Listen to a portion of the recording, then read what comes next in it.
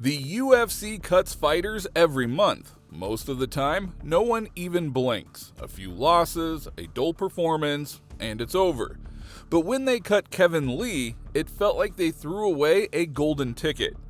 This wasn't a fading veteran past his prime. This was a young phenom in his 20s, a fighter with a wrestling pedigree, knockout power, and slick submissions. A man who had gone toe-to-toe with Tony Ferguson, destroyed Michael Chiesa, and left Edson Barboza spinning in confusion. And yet the UFC tossed him aside like he was just another mid-tier name. Why? Why would you cut a guy with that much upside? A fighter who could have been a champion? Today, we are exposing what went wrong, the truth behind Kevin Lee's shocking UFC exit, and why his story shows everything broken about how the UFC treats its fighters. Kevin Lee wasn't just another lightweight prospect. He was built like the prototype for a future champion. At 5'9" with a 77-inch reach, he had the kind of physical tools most lightweights could only dream of. He was strong enough to hang with welterweights, yet explosive and quick enough to dominate at 155. Before the UFC, he was already turning heads. Lee had been a standout wrestler, racking up an undefeated 37-0 record as a sophomore at Grand Valley State University. He could have chased Division I glory at Michigan State, but he wanted more than a wrestling career. He wanted to fight. In 2012, while most fighters his age were still figuring out how to throw a jab, Kevin was already making waves on the regional MMA scene. He tore through opponents in Canada and Indiana, stacking up a 7-fight winning streak before the UFC called. At just 21 years old, he became one of the youngest fighters on their roster. Now that alone says a lot about his raw potential. Kevin had it all: wrestling that could smother opponents, a ground game that evolved into dangerous submissions, striking power that could end fights in seconds. He was the complete package, a modern MMA fighter who could dominate anywhere. His pre-UFC career record proved it. 7 wins with 4 finishes as a pro. But stats don't tell the whole story. Kevin didn't just win, he broke people. His style was about pressure, dragging fighters into deep water and forcing them to quit. And once the UFC gave him a chance, he started proving that he belonged among the best in the world. Kevin's climb wasn't slow. It was violent, explosive, and impossible to ignore. He made his first big splash when he submitted Michael Chiesa in June 2017. That fight wasn't just a win, it was a declaration. The pre-fight build-up had already gone viral after Kevin nearly started a brawl with Chiesa at the press conference. "Don't you talk about my mom," Chiesa shouted before they had to be separated. I know his mama got tickets, so shut the about, hey, don't talk about my mom for one. Don't you ever talk about my mom. Don't you ever talk about my mom. Don't you ever talk about my mom. Let's smack the out of you right now. Don't you ever talk about my mom. Yeah. What's good?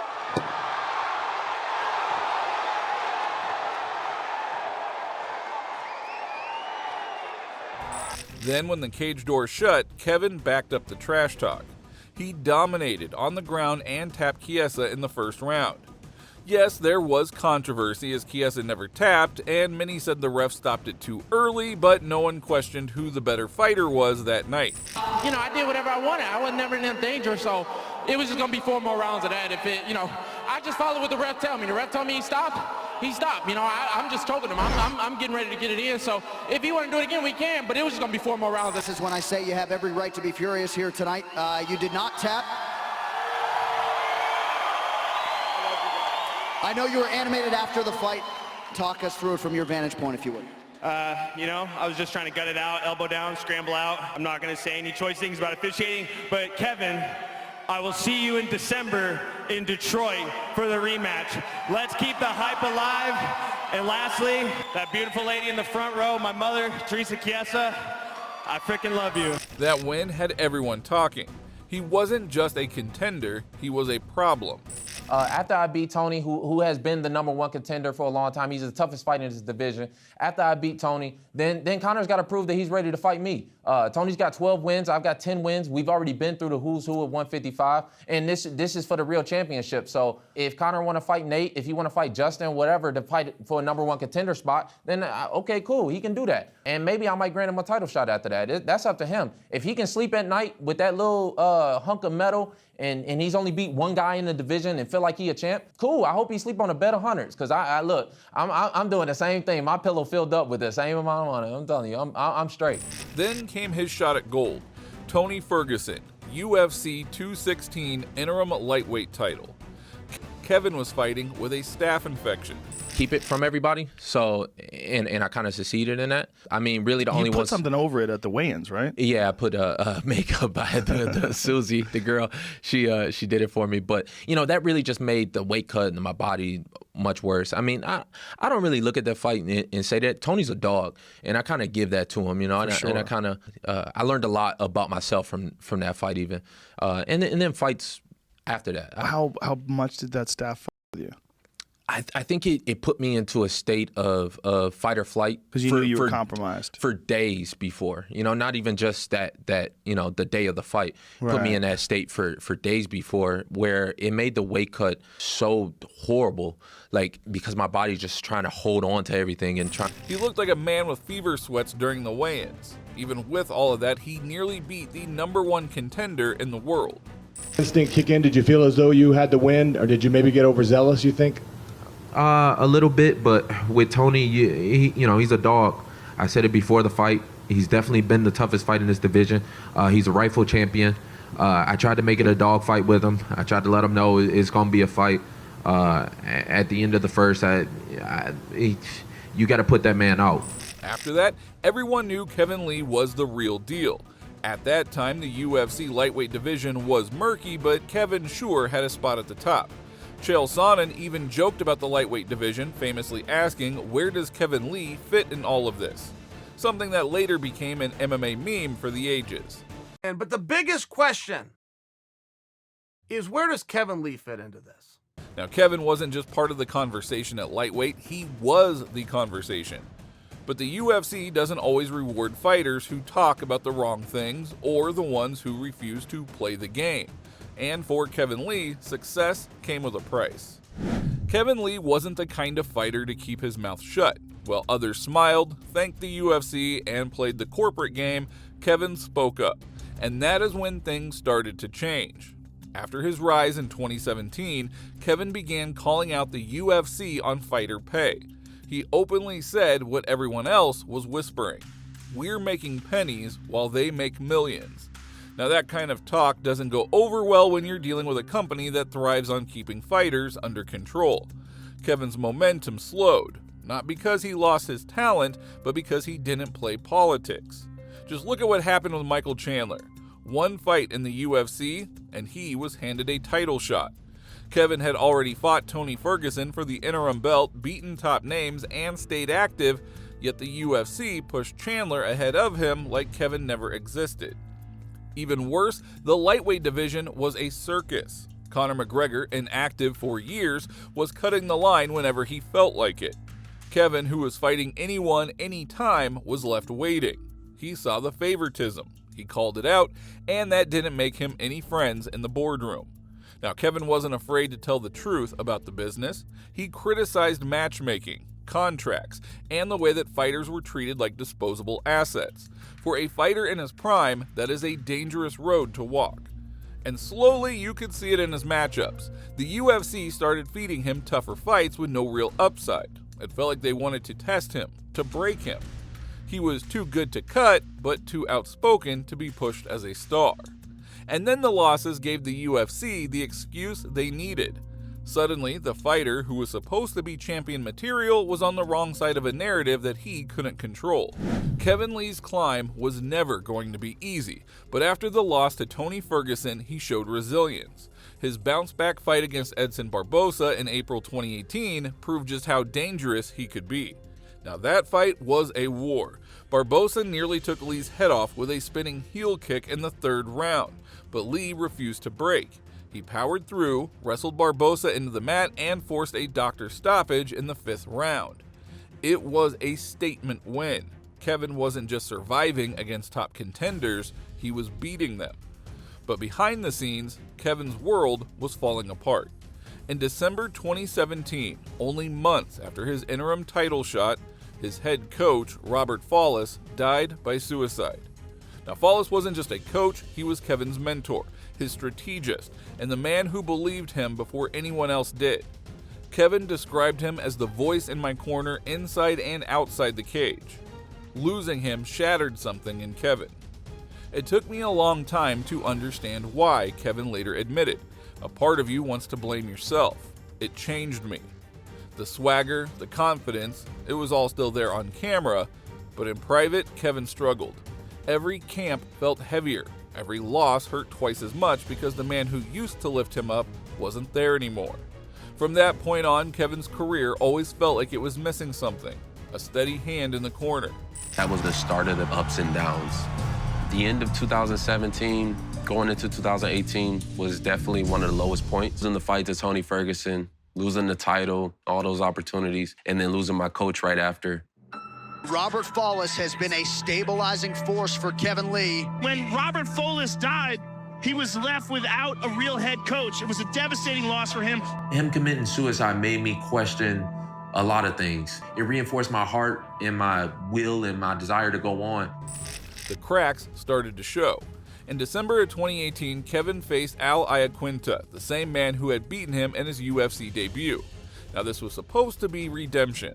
Instead, it was deja vu. Kevin dominated the early rounds with wrestling, but once again, his gas tank betrayed him. By the 4th and 5th, Iaquinta was walking him down and landing heavy shots. Kevin lost a unanimous decision, and fans started questioning if he could win the big ones. Trying to fix his weight cut issues, Lee moved up to welterweight to face Rafael dos Anjos in May 2019. For 3 rounds, it was competitive. Some even argued that Lee was ahead on the scorecards. But in the 4th, the gas tank betrayed him. RDA locked in an arm triangle choke, and Lee tapped. Another setback. Fought Rafael dos Anjos. He's a legitimate world champion fighter. Yeah, when I was approached with the fight and kind of start really diving into it and really looking at him, like, I always liked a really big challenge, and that one was definitely one. You know, he had already had a lot of fights that went 5 rounds. He's fought pretty much everybody. You know, Kamaru Usman was his last fight. Kobe Covington, he had fought Khabib. He had already fought like a lot of top guys, and for 5 rounds. So yeah. I knew. Then came the return to lightweight, and with it, one of the most brutal divisions in MMA history. Lee shocked everyone by flatlining the undefeated Gregor Gillespie with a head kick knockout at UFC 244. It was one of the knockouts of the year, and for a moment, it felt like the Motown phenom was back. Fight, man. People see that spectacular head kick knockout and they don't understand how good Gregor Gillespie is. That kid is a savage. And so when I found out that Kevin was going to fight Gregor in his fight back to 155. Not a good comeback fight. Dangerous comeback fight. Yeah, very high risk comeback. Very high risk. And also getting down to 155. But the UFC didn't reward him with a big name fight. Instead, they booked him against Charles Oliveira, who was on the rise, but nowhere near the star that he would become. I'm just trying to ride the momentum of knocking him out. I'm offered the fight against Charles, and I think I underestimated him a lot. The fight in Brasilia was a disaster. Lee missed weight, looked drained, and after 2 tough rounds, Oliveira caught him with a guillotine choke in the 3rd. The optics were terrible. The UFC didn't see an elite contender. They saw a guy struggling to make weight, losing to fighters who weren't yet stars. But by the time I actually got there, checked my weight, and saw where we were at, it was like too far, too gone. You know, it's all the way down in Brazil. It took too much to fly him, and I just thought about it way too late. And I kind of, the UFC kind of spoiled me with the last weight cut. They provided all my meals. They provided all the water. They provided everything. So when I got down to Brazil and I got there 10 days early, I didn't even know what to eat while I was down there. You know, I was eating like nuts. And I saw some good stuff in him. I felt a little bit of an adrenaline dump at the end of that first round, you know, and then he started off slow in the beginning of the second because you could tell it was that adrenaline dump. But then he kind of came on strong in the third, but he came on too strong and left his neck out there. He kept allowing his leg to get entwined, which was causing him a problem. He almost was in a calf slicer at the one point. Yeah. You know, and you know that's exactly the you know, Charles Oliveira did that to Eric Wisely, the fight that I did of it. He's just a beautiful calf. And everyone was like, what the hell was that? It's a calf slicer. And he's so good at setting it up, and he's slick how he pulls it off. Yeah, he was hitting up that. To make matters worse, Kevin's trash talk was backfiring. He tried to play the villain like McGregor, but it came off forced. Fans started calling him cringe. Instead of building hype, his interviews made him a target for ridicule. You know, the fight went how I wanted to go, you know. I'm just kind of disappointed I finished him. I wanted to keep going. I wanted to keep taking him down. I'm the best fighter in this division. I just need the time, you know. McGregor's now the champ. He's 28, I'm 24, and he ain't got nothing but some years on me. Who the f is that guy? All of a sudden, everything has come your way. You know, I'm having fun with it. You know, I love to do this, you know. By 2021, Kevin was desperate to turn things around. He moved back to welterweight to face Daniel Rodriguez, a dangerous fighter on short notice. And for the first round, Lee's wrestling looked sharp. But Rodriguez started landing heavy shots, and by the end, Lee was battered and lost a unanimous decision. These losses weren't just about rankings. Every defeat chipped away at Kevin's identity. Fighting wasn't just his job, it was how he provided for his family, how he honored his roots in Detroit, and how he proved he was more than just another kid from a tough neighborhood. And now, it all felt like it was slipping away. 3 losses and 4 fights. But just look at who he fought. Oliveira, a future champion, Dos Anjos, a former champion, and a surging Rodriguez. These weren't easy matchups, but the UFC didn't care. To them, Kevin Lee was no longer a future champion, he was just another guy. But no one expected what came next. Kevin Lee thought he was going to get a call about his next big fight. Instead, he got blindsided. When Kevin Lee got the call from the UFC, it wasn't even a call. He got an email from the UFC saying that he was being released. In his mind, he was still one of the most dangerous fighters at lightweight, a guy who could headline a fight night card or step in for a title eliminator. But to wake up one morning and find out your dream is over by reading an email, that crushed him. This wasn't just about losing a job, it was losing the platform he had worked his whole life for. It was losing the place where his coach had once told him, this is where you'll become champion. But instead of another fight, he got the words that no fighter wants to hear, we're releasing you. When you found out that you were being released from the UFC? Yesterday morning through email. That was kind of the worst part about it. Didn't really have the proper notice or even get a phone call about it. No phone call, no text, no nothing, an email. From who? From Tracy, who sends out all the bout agreements. So it wasn't even from Sean or Hunter or Dana or any of these guys. And honestly, that's what pisses me off the most is the lack of respect. It didn't make sense. Kevin was only 29. He had beaten some of the best in the world. He wasn't on a brutal losing streak like some veterans who get cut. He had lost to elite fighters, future champions like Charles Oliveira and legends like Rafael Dos Anjos. What was your reaction? First, I was shocked a little bit. I didn't really understand what's going on. But then once I talked with my manager, talked with the agent, and kind of made sure that it was official, I hopped on the phone with a bunch of other people, and yeah, pissed, a little bit embarrassed, and it really doesn't make much sense to me. Now fans were furious. Media outlets questioned it. You cut Kevin Lee, but you keep fighters on a 5-fight losing streak. It felt like the UFC was punishing Kevin for being outspoken about pay, for not playing nice with the company line. But maybe that was not even the reason, as there were speculations of politics behind the scenes, like how Ariel Helwani put it. No, it's tough to come back and look like your old self in your return fight. 2 years ago, you're knocking out Gregor Gillespie at Madison Square Garden in front of 18,000 people, The Rock, the President of the United States, and everyone's saying that you're the next big thing, at 155, you're the new Kevin Lee, reinvented himself, all that stuff. Fine. Since then, as you know, no breaking news here. Francis himself has talked about it on the show. Francis Ngannou, who's also represented by your manager/agent, Mark Helmartin of CAA, they're not seeing eye to eye. Markel and the UFC aren't seeing eye to eye. There's CAA, there's Endeavor. They don't see eye to eye because they're two of the biggest talent agencies on the planet. I think you may have been caught in the middle, and the fact that you had the USADA thing, the fact that you had the 2-fight losing streak is a good reason to say, hey, let's go our separate ways. You could be a champion somewhere else, make some money, and maybe come back here. But in reality, you can't get rid of the heavyweight champ right now, so it's a lot easier to get rid of the guy who doesn't have a belt around his waist. Am I crazy, or is that the politics that you were referring to? Kevin didn't waste time. Within months, he signed with Eagle FC, Khabib Nurmagomedov's promotion. And in March of 2022, he proved that he still had it. Facing Diego Sanchez at 165 pounds, Kevin outworked the veteran over 3 rounds. He showed crisp striking, smart wrestling, and that signature grind that had once made him a top UFC contender. He looked reborn, but the UFC didn't care. To them, Kevin Lee was old news. For Kevin, it was a gut punch. He wasn't just cut from a promotion, he was cut from the platform that made him a star. The UFC is the biggest stage in MMA, and being removed from it can feel like being erased.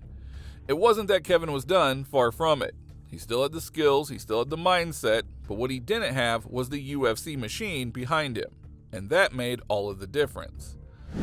Kevin Lee's release wasn't just a business decision, it was personal. For years, he gave everything to the UFC, his prime, his body, his health, and yet, when they let him go, it felt like they erased him overnight. He then signed with Eagle FC and returned to the UFC briefly before stepping away again in 2023. He retired, citing frustration with the business, saying it kinda sucks being famous but not being rich, and that there's more to life than fighting. But even in retirement, the fire never left him. By 2024, he was back, choking out Thiago Oliveira in under 2 minutes at Lights Out Championship. It was a reminder that Kevin Lee was still a fighter no matter where he fought. Either that I'm somewhere in the middle of that. And in somewhere in the middle of that, I just love what I do. And I realize I want to compete, and I want to train, and I want to fight. Meanwhile, the UFC lightweight division was thinning out. They had no elite wrestlers like Kevin, nobody who could mix power and grappling the way that he did. Now just imagine a prime Kevin Lee against today's contenders like Arman Tsarukyan or Rafael Fiziev. The fights would have been insane. Other promotions recognized his value instantly. One championship wanted him. PFL brought him in for their 2025 tournament. He might not have won it, but the fact that he was still headlining events outside of the UFC showed that he still had drawing power. The UFC's choice to cut him wasn't just a betrayal, it was short-sighted. How many future stars have they tossed aside just to save a few dollars, or win a petty political game against the Francis Ngannou camp? Kevin Lee should have been part of their future. Instead, they let him slip through their fingers. So what do you think? Did the UFC make the right call, or did they just throw away a champion in the making?